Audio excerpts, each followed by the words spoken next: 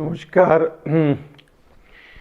आप सुबह आपका फिर स्वागत है, अभिनंदन है। मैं KP Gupta, my creativity channel में।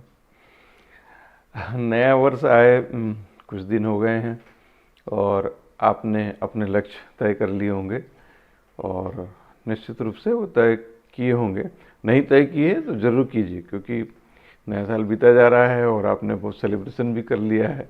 तो करना क्या है, बहुत सिंपल से काम है। अपने लक्ष्य के बारे में सोचिए और एक डायरी में लिख लीजिए। आज पूरी जो वीडियो हमारा उस बारे में है कि हम नए साल में जो लक्ष्य हमने तय किए वो पूरा कैसे करें। तो बहुत आसान सी बात है, उसमें कुछ भी नहीं है कि सबसे पहले तो आपको आपके लक्ष्य राइटिंग में होना चाहिए और प्रेफरेबली डायरी में होना चाहिए और डायरी के फर्स्ट पेज पे होना चाहिए। ये मेरा कई सालों का अनुभव है और वो जो है डायरी में लिखे हुए पहले पन्ने पे जो लक्ष्य लिखे रहते हैं वो साल भर याद रहते हैं और जब आप डायरी को पलटाते हैं तो वो आपको बार बार याद आते हैं। और ये मेजरेबल होना चाहिए। मतलब जैसे मान लीजिए आप वेट कम करना चाहते हैं, तो मान लीजिए आपने लिखा कि 5 किलो वेट कम करना चाहते हैं, तो 5 किलो लिखना है, केवल वेट कम करना लिखना नहीं है। या आप मान लीजिए अपनी अर्निंग को 2 लाख रुपए से बढ़ाना चाहते हैं, तो आपको लिखना पड़ेगा कि 2 लाख रुपए से मैं अर्निंग बढ़ाना चाहता हूँ। तो what's your goal should be measurable and it should be realistic. Suppose आप माउंटेनिंग करना चाहते हैं और आप कभी किसी छोटे भी पहाड़ पे नहीं चढ़े और अचानक आप कंचनजंगा और हिमालय पे चढ़ने की कोशिश करेंगे तो वो बहुत मुश्किल काम होगा। तो जल्दी जल्दी फटाफट कीजिए, अपने लक्ष्य तय कर लीजिए। Second, talk about your targets. यदि आप कोई टारगेट सेट करते हैं तो उसके बारे में चर्चा कीजिए। पहले तो सेल्फ टॉक कीजिए। सपोज आपने रनिंग का इस साल फैसला लिया कि आप रनिंग करना चाहते हैं, तो बार बार अपने मन में बात करना चाहिए कि मैं रन करूँगा। और फिर अपने पत्नी को, बच्चों को, रिलेटिव्स को, फ्रेंड को बताइए कि मैं इस बार रनिंग कर रहा हूँ।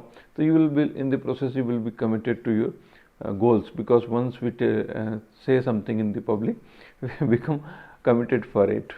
So start telling about that.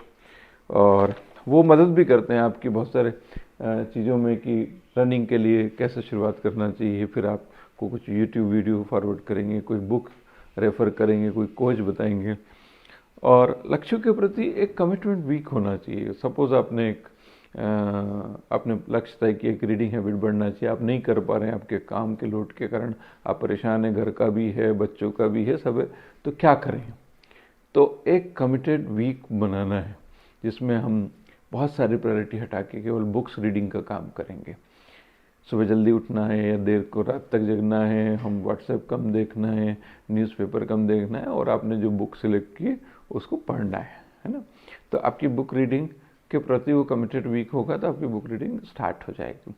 तो there should be committed week for any.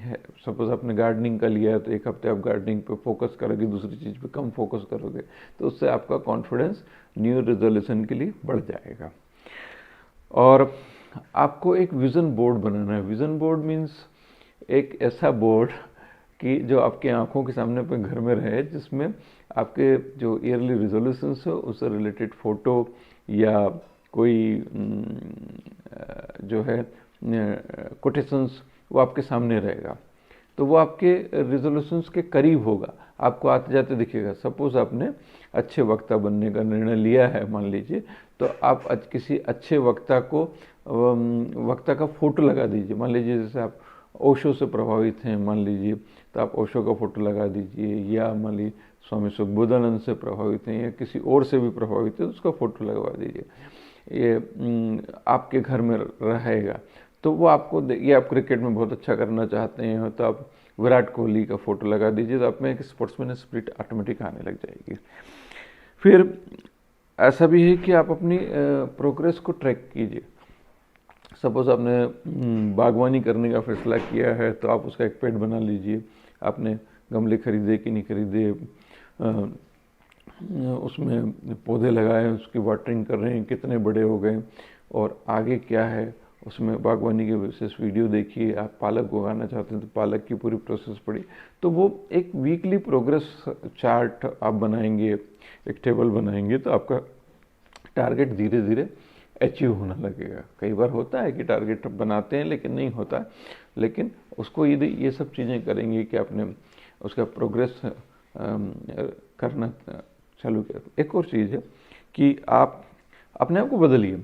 Suppose आप जर्मनी या कहीं यूरोप में जाना चाहते हैं और आप फॉरेन लैंग्वेज सीखना चाहते हैं, तो आपको अपनी लर्निंग स्किल को स्ट्रॉन्ग करना पड़ेगा। स्मार्ट वे ऑफ लर्निंग पर बहुत सारी किताबें हैं। तो आप किसी जर्मन या मान लीजिए फ्रेंच सीखना चाहते हैं या मान लीजिए तमिल ही सीखना चाहते हैं, तो आपको एक अपनी लर्निंग प्रोसेस को स्ट्रॉन्ग करना चाहिए। तो आपको अपने आप को चेंज करना है, आपको बदलना है, उस मोड में आना है कि how to learn, make up your mind and focus on that particular learning. या कोई कंप्यूटर लैंग्वेज लर्न करना चाहते हैं तो you to focus so many times. Last में आपको कहना चाहता हूँ कि डोंट गिव अप। हम जल्दी से गिव अप ना करें। एक लंबी यात्रा जो है वो एक छोटे से कदम से स्टार्ट होती है, और पिछला कुछ भी बीता हो, लेकिन आज जो है वो नई शुरुआत हो सकती है। तो आप गिव अप मत करिए, आप अपने पैशन के प्रति लगे रहिए। जैसे अमिताभ बच्चन की आवाज़ आकाशवाणी में रिजेक्ट हो गई थी, लेकिन आज वो आवाज़ के और एक्टिंग के बेताज बादशाह, उन्होंने उस रिजेक्शन को स्वीकार नहीं किया।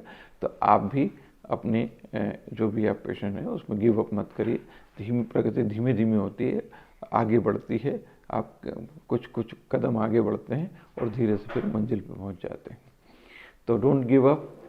वंस अगेन से कि रिजोल्यूशन आपके पूरे हो सकते हैं, प्रोवाइडेड आप ये चीज़ें और उसके अलावा भी कुछ चीज़ें आप करना चाहते हैं। ज़िंदगी रुकने का नाम नहीं है, ज़िंदगी चलते रहने का काम है, कुछ नया हासिल करने का नाम है। आज इतना ही। मैं के पी गुप्ता, नमस्कार। माय क्रिएटिविटी चैनल से अच्छा लगा तो इसको सब्सक्राइब कीजिएगा। धन्यवाद।